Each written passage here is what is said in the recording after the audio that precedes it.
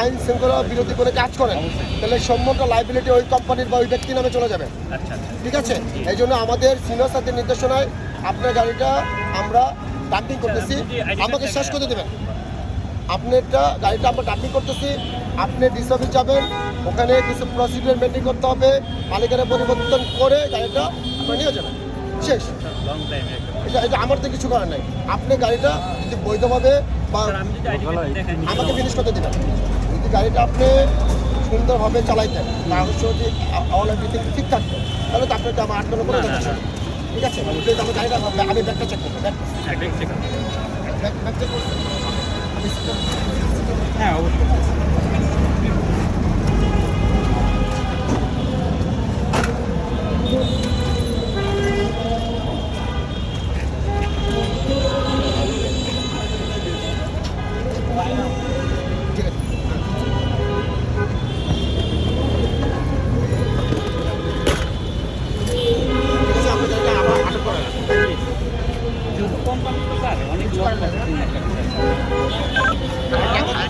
ঢাকার ওই যে দিল্লি থেকে